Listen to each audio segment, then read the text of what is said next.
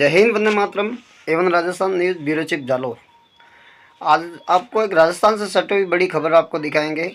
जो राजस्थान का सबसे बड़ा बांध है जवाई बांध, जो पिछले मानसून सक्रिय होने के बाद में जवाई नदी का क्षमता 6.7 है और उसको जब फाटके खोलने की टाइम आती है तो 6.1 पे खोली जाती है।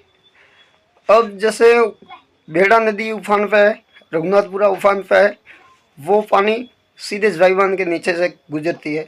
वो सीधा पानी सुमेरपुर होते हुए और पांचवड़ा थावला होते हुए सीधे जालोर की तरफ रुख करता है। ये 5 दिन से नदी लगातार बह रही है।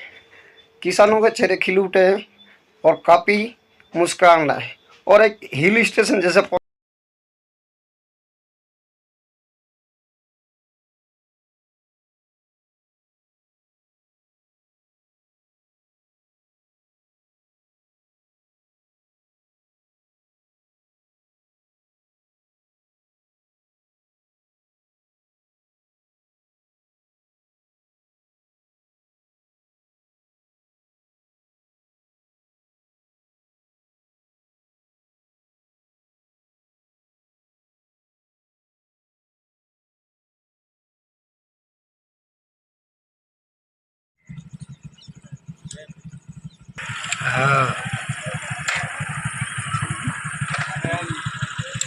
नदी हंगा ले रही ओपरा दे ले सही है। वो पानी आई है पता लिया भागरो वो आवे के